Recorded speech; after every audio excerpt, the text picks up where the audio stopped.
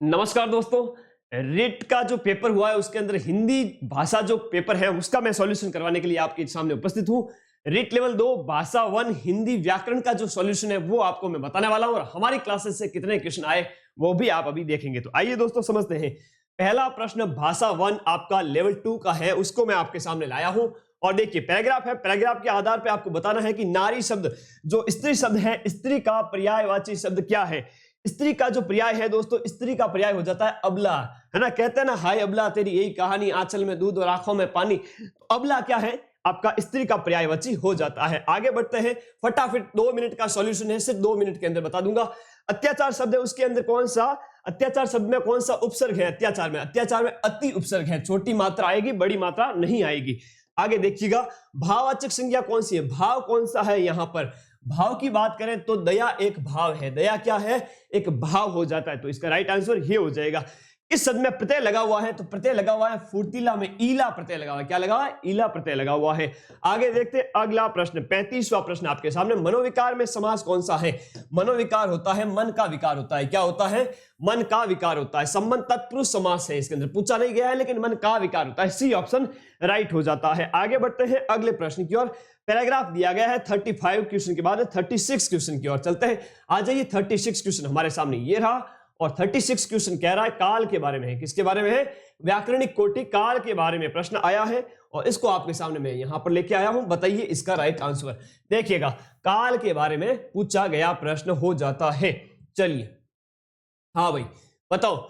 अगला प्रश्न आपके सामने ये है कि हमें स्वराज्य मिल गया या गया था। ये या वाला जितने भी होते हैं आपके सामान्य भूतकाल होते हैं। क्या होते हैं उनके अंदर, सामान्य भूत। ये ऑप्शन राइट है। अगला प्रश्न है कि पुल्लिंग शब्द कौन सा है, तो वाक्य में प्रयोग करके देखेंगे उसे। स्वप्न आया, स्वप्न आया, तो स्वप्न आया, आई नहीं, स्वप्न आई होता तो स्त्रीलिंग हो जाता, लेकिन ये क्या है, स्वप्न अर्थात स्वप्न पुल्लिंग शब्द है। आगे देखेंगे गद्यांश के अनुसार बताइए कि परिणत शब्द का अर्थ क्या होता है। भाई एक तो परिणीत होता है, उसका मतलब होता है विवाहिता होता है। क्या होता है, विवाहित होता है, ठीक है, यह हो जाता है। लेकिन परिणीत होता है, परिणत होता है, परिणत तो रूपांतरित होता है। क्या होता है, रूपांतरित। पैराग्राफ देखने की भी आवश्यकता नहीं, सीधा ही अर्थ पता चल रहा है।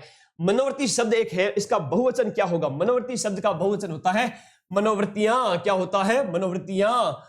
चंद्रबिंदु लगाए ऊपर तद्भव शब्द है वहां, मनोवृत्तियां।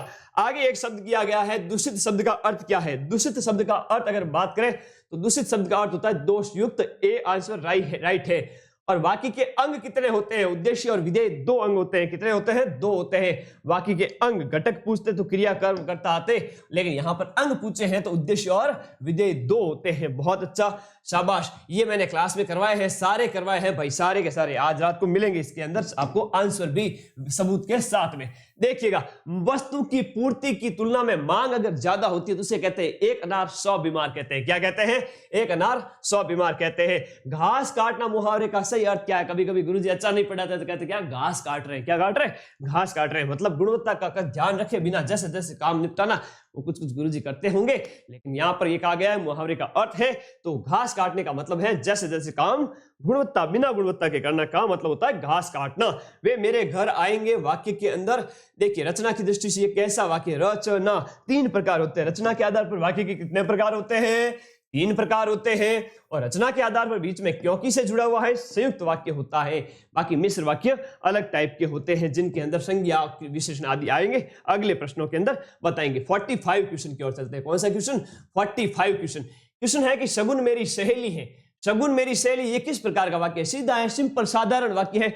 साधारण वाक्य को विधानार्थक वाक्य कहते हैं। क्या कहते हैं, विधानवाचक वाक्य कहते हैं, विधानवाचक वाक्य। सिंपल वाक्य, साधारण कार्य कथन कहा गया है। लेवल 1 लेवल 2 के अंदर बार बार क्वेश्चन रिपीट हुए, क्लास के अंदर करवाए हुए सारे, कोई दिक्कत नहीं। आगे बढ़ते हैं। डॉक्टर चंदा अदम्य साहस की धनी थी। देखिए क्या कहा गया, हाँ अदम्य साहस की धनी थी। तो इसके अंदर जो शब्द है साहस, इसके अंदर जो शब्द है साहस, ये कैसी व्याकरणिक कोटि है भाई, साहस एक गुणवाचक विशेषण है। क्या है, गुणवाचक विशेषण है साहस। आगे बढ़ते, विशेषता बताई गई है। चलिए आगे बढ़ेंगे। गौमूत्र से अगला प्रश्न है इसी के अंदर, गौमूत्र। हाँ भाई, गौमूत्र से है असाध्य रोग भी, तो भी गौमूत्र असाध्य रोगों में भी उपयोगी है। गौमूत्र उपयोगी लेकिन भी उपयोगी है तब निपात होता है। क्या होता है, अव्यय है तो निपात है। क्या है, निपात का प्रयोग है अव्यय के अंदर आता है। ये किसके अंदर आता है? अव्यय के अंदर आता है। त्रुटिपूर्ण कथन कौन सा है, यह पूछा गया है इस अगले प्रश्न के अंदर।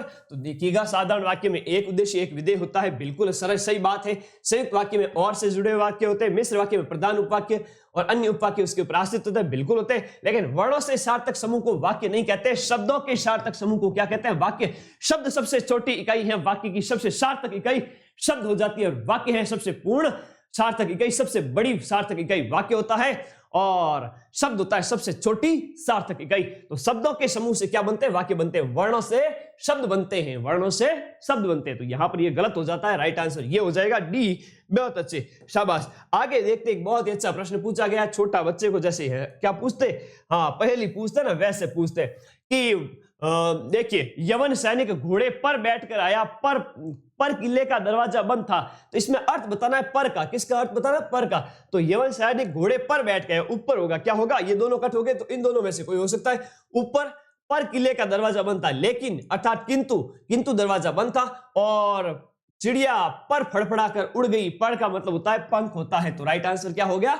डी हो जाता है। आगे अगर हम बढ़े तो प्रकृति ने, देखिएगा बहुत ही अच्छा प्रश्न दिया गया है यहां पर, ये देखिएगा आप लोग। हाँ देखिएगा, प्रकृति ने ग्रेनाइट और संगमरमर से मेरे शक्ति को नवाजा है। जब भी नवाजा, ये देखिए नुक्ता जब भी आता है, अरबी फारसी के शब्द होते हैं, विदेशी शब्द होते हैं। कौन से होते हैं? विदेशी शब्द होते हैं। तो इनके अंदर अगर हम बात करें तो देखिएगा, नवाजा, नवाजना क्या होता है?